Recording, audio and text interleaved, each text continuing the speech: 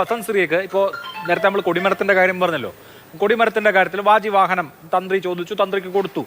അന്നത്തെ ദേവസ്വം ബോർഡിന് മറ്റ് ഇന്റൻഷൻസ് ഒന്നും ഇല്ലായിരുന്നു എന്ന് പറഞ്ഞാൽ ഓക്കെ, ശരി, അത് ഡിബേറ്റബിൾ ആണ്. എന്നാലും ആ വാദം അങ്ങനെ നിൽക്കട്ടെ. പക്ഷേ അഷ്ടദിക്പാലകരുടെ വിഗ്രഹങ്ങൾ ഉണ്ടായിരുന്നല്ലോ, അതെവിടെ പോയി? അത് ദേവസ്വത്തിന്റെ സ്ട്രോങ് റൂമിൽ ഉണ്ടാവേണ്ടതല്ലേ? സ്ട്രോങ് റൂമിൽ ഉണ്ടോ? അത് കിട്ടിയിട്ടുണ്ടോ? അന്വേഷിക്കുകയാണ്. അത് കിട്ടിയിട്ടില്ല. അപ്പോൾ ദ്വാരപാലകർ പോയതിന് ഇപ്പോഴത്തെ ദേവസ്വം ബോർഡ്, അതല്ലെങ്കിൽ അതിനു മുമ്പുള്ള ദേവസ്വം ബോർഡ്, പത്മകുമാറിന്റെ ദേവസ്വം ബോർഡ് ഉത്തരവാദിയാണെങ്കിൽ, അഷ്ടദിക്പാലകർ പോയിട്ടുണ്ടെങ്കിൽ ആ സമയത്തുള്ള ദേവസ്വം ബോർഡ് ഉത്തരവാദിയാവില്ലേ? അഷ്ടദിക്പാലകർ പോയിട്ടുണ്ടോ? അത് സ്ട്രോങ് റൂമിൽ തന്നെ ഉണ്ട് എന്നുള്ളതാണ് യാഥാർത്ഥ്യം.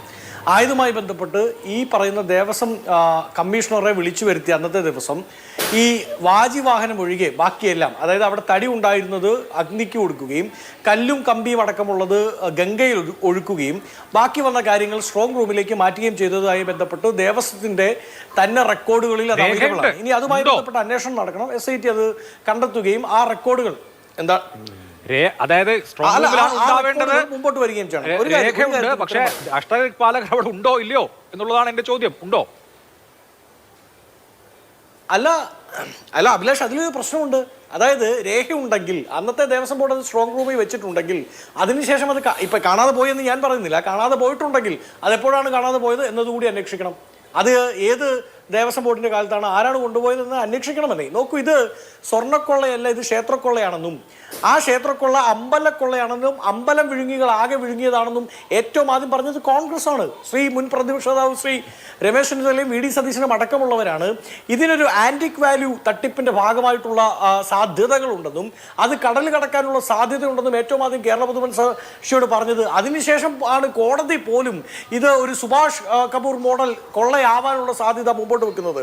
അതായത് ഞങ്ങൾ തന്നെയാണ് ഈ ആരോപണം ഏറ്റവും ആദ്യം ടേക്കപ്പ് ചെയ്യുന്നത്.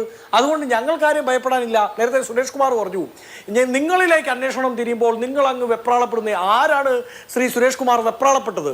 ഈ കേസുമായി ബന്ധപ്പെട്ട് നടന്നിരിക്കുന്ന അറസ്റ്റിൽ 3 പേരാണ് ഏറ്റവും പ്രധാനപ്പെട്ട പൊളിറ്റിക്കൽ ലീഡർഷിപ്പ് ഇന്നുള്ളിൽ കിടക്കുന്നത്.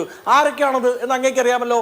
ഒന്ന് മുൻ പത്തനംതിട്ട DC മെമ്പറായിട്ടുള്ള നിങ്ങളുടെ തന്നെ നേതാവ്, ഒന്ന് ഇപ്പോഴത്തെ നിലവിലെ DC മെമ്പറായിട്ടുള്ള നേതാവ്, മൂന്നാമത്തെ ആൾ കുളക്കട ഗ്രാമപഞ്ചായത്തിന്റെ മുൻ പഞ്ചായത്ത് പ്രസിഡന്റും നിലവിലെ LC മെമ്പറുമായിട്ടുള്ള ആൾ. ഈ 3 പേർക്കും ഒരേ ഒരു രാഷ്ട്രീയ ബന്ധമേ ഉള്ളൂ, ഒരേ ഒരു രാഷ്ട്രീയ അസ്തിത്വമേ ഉള്ളൂ.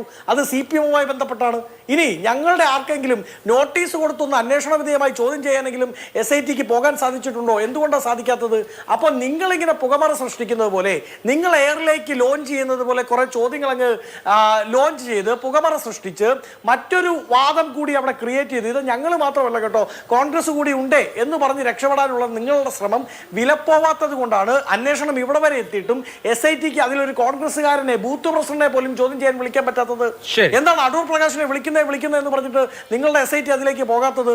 എന്താണ് പോകാത്തത്? അപ്പൊ കോൺഗ്രസിനെ സംബന്ധിച്ച് ഞങ്ങൾക്ക് യാതൊരു തരത്തിലും മറക്കാനില്ല. ഞങ്ങൾ ഇപ്പോഴും പറയുന്നു, ഇത് അമ്പലക്കൊള്ളയാണ്. അരവണ മുതൽ അയ്യപ്പനെ വരെ അടിച്ചു മാറ്റാൻ ഒരു അധമ സംഘം നടത്തിയ ഗൂഢാലോചനയുടെ ഭാഗമാണ്. അതിൽ ഫോർജറി ഉണ്ടായിട്ടുണ്ട്.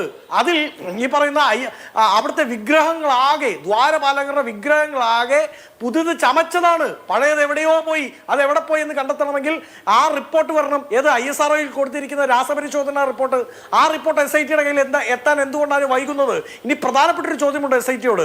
നിങ്ങൾ പറയുന്നു SIT ഞങ്ങൾ സംശയ നിലയിൽ നിർത്തുന്നു എന്ന് പറയുമ്പോൾ, SIT ഇതാ നാളെ ഞങ്ങൾ അടൂർ പ്രകാശിനെ ചോദ്യം ചെയ്യാൻ പോകുന്നു, നാളെ കഴിഞ്ഞ് KC വേണുഗോപാലിനെ ചോദ്യം ചെയ്യാൻ പോകുന്നു, അതിന്റെ പിറ്റേന്ന് സോണിയാഗാന്ധിയെ ചെയ്യാൻ പോകുന്നു, രാഹുൽ ഗാന്ധിയെ ചെയ്യാൻ പോകുന്നു എന്ന് വിളിച്ചു പറഞ്ഞുകൊണ്ട് നടക്കുന്ന SIT മാധ്യമങ്ങൾ പോലും അറിയാതെ തലയിൽ മുണ്ടിട്ട് രാത്രി പോയി കടകംപള്ളിയെ ചോദ്യം ചെയ്തത് എന്തിനാണ്?